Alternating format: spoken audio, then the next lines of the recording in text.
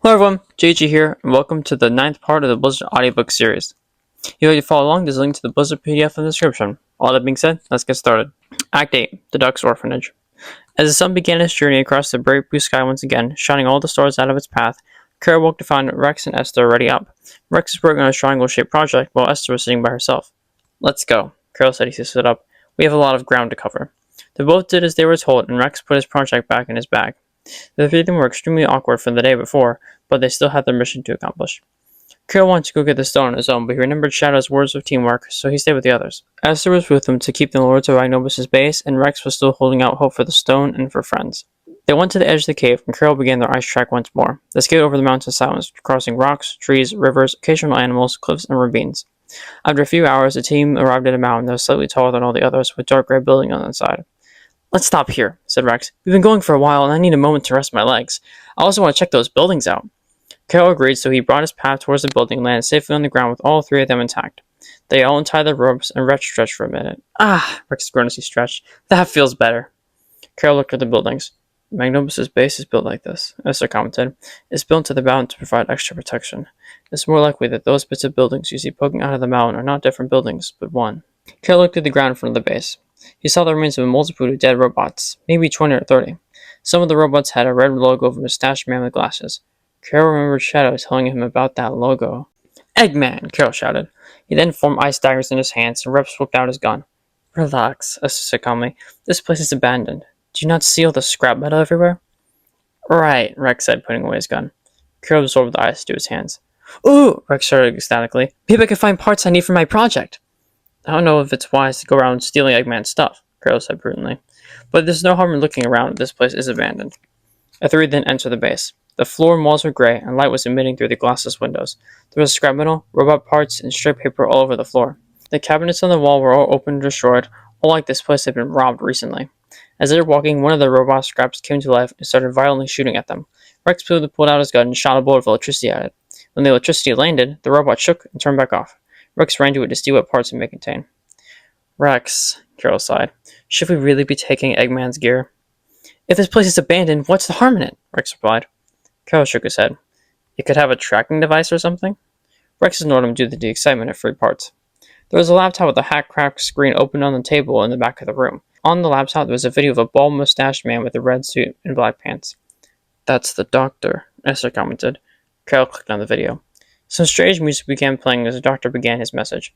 "Hello, faithful servant of the Eggman Empire. It is I, the evil Doctor Eggman. If you have stumbled upon this base, all you need to know that this was the site of a failed experiment. Now I know what you're thinking. But my glorious and handsome Dr. Robotnik, isn't it impossible for you to really fail an experiment? That is true, but trust me, you really do not want to get involved with this crazy stuff. Sometimes even I go too far in my research and stumble upon things that were not meant to be found. So I shut down this project. If you are just a weary traveler with no idea of any of this, do not fret.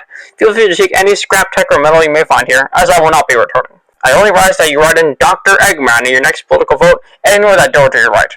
Farewell, faithful servant, and long live the Eggman Empire." The screen then cut to black, and the music stopped. "See?" Rex shouted with joy. "We can take the stuff!" Rex dug into the robot a bit more and found something. "And look!" he shouted. "I found the last part I needed for my project!" Then he got up and joined the others. "I wonder what this failed experiment was," Karol asked. "This place looks like it was sacked fairly recently, perhaps connecting it to our mission," Esther said. "Perhaps," Karol replied. The two of them thought for a moment as Rex ran over to them. "Maybe the sealed-off door has answers to our questions," Rex suggested. The three of them walked over to the door. It was made of a hard stone substance, unbreakable by any normal means. Rex saw a pad for a handprint next to the door, but it was offline. Rex tried to get it to work, but he could not. "Stand back," Esther warned. She clashed her fists together, and her gauntlets glowed a neon aquamarine. Then she ripped apart the door with a grunt and threw it on the ground. "Wow," Rex said. "You are strong." "It's the gauntlets," Esther replied. The three entered through the doorway, and they were in awe of what they saw on those brown cave walls, illuminated by a long lit torch on the wall. They saw murals, but not just any murals. These murals were almost the exact same as the ones Shadow saw in that cave in the long-forsaken kingdom 2 days prior. The murals had everything Shadows had. The crafted people and animals, the purple beam shooting out of the great black dragon, the outlines of the Malaxium and the mysterious key, and the three heroes. The other two were still fitted out as in Shadow's mural, but the Arctic Fox was still there. Karol placed his hand on the mural version of himself. Then, Rex pointed to the Malaxium outline on the mural. "That," he said, "is what we're after." But this mural was not exactly the same as Shadow's. Above the heroes, the figure clothed with the sun was now shown. She looked like a white fox with red markings on its face, her eyes glowing red as well. She was wearing a beautiful red dress and had 9 tails. Her arms stretched down to earth, and she was shooting red beams, combating the purple beams of the dragon. The beauty of this figure set Esther in awe. She had never seen anyone like that before, except in the face of someone long gone. "Who?" Esther asked, pointing at the fox-like creature. "Is that?" Suddenly, her vision turned white, causing her to shout as she was transported to a new location. When Esther's vision returned to normal, she looked around and gasped. She was a building that had wooden tiles as the floor and light blue walls. The room looked to be a classroom as kids were running around and playing. But this was not just any old classroom. Esther knew it quite well. This was her childhood classroom for when she was an orphan at Dora the Duck's orphanage. "This is unreal," Esther thought as she stood there in shock. "How am I back here? Is this some kind of dream or vision? I've heard things like that can happen." She took a few steps forward and saw some familiar faces. A young tiger ran past her. "That's my old friend Rowan," Esther thought. There was also a young wolf standing at the center of the room, attracting all the attention. "That is Vivian," Esther thought with minor annoyance. Then she turned to her left and saw a younger version of herself talking to an old motherly duck. "Whoa," she thought. "Is that me?" "Yes, it is. I remember this day. That's Dory. We were discussing mushrooms together. I always loved talking to her." Esther watched herself talk to Dory in a while, until a kid ran right through her. "What?" she exclaimed in shock.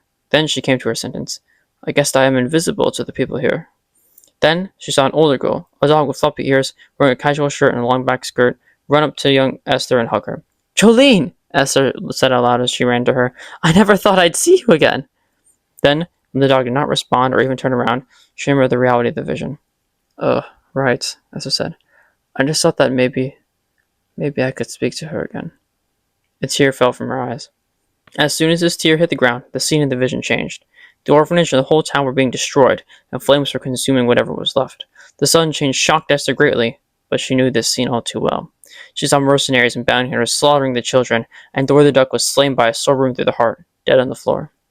Esther was greatly stressed at this vision. "What is this?" she yelled. "Who is doing this? Is this some form of Eggman tech? What does anyone have to gain by torturing me? I don't want to see this anymore."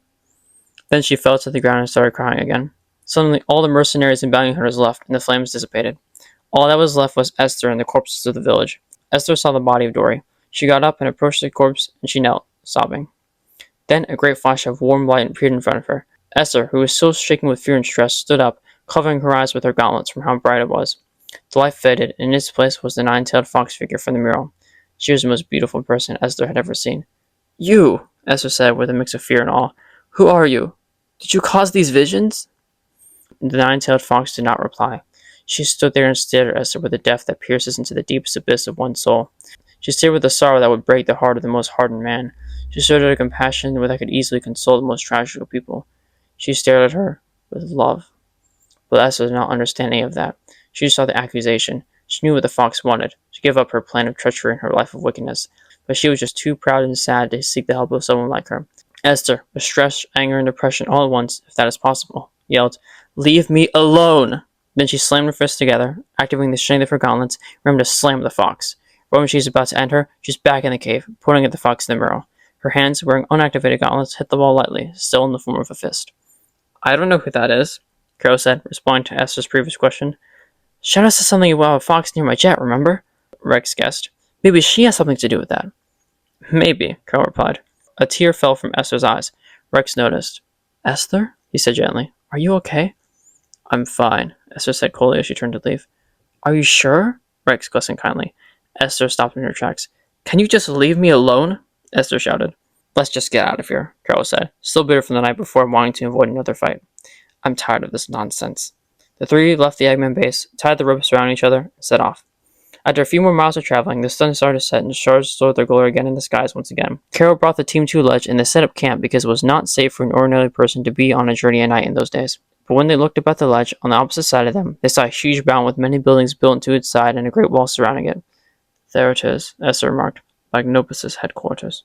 "When will we go in?" Rex asked. "It's best to wait till day," Esther replied, continuing her reasoning almost with a sneer. "These people are more active during the night."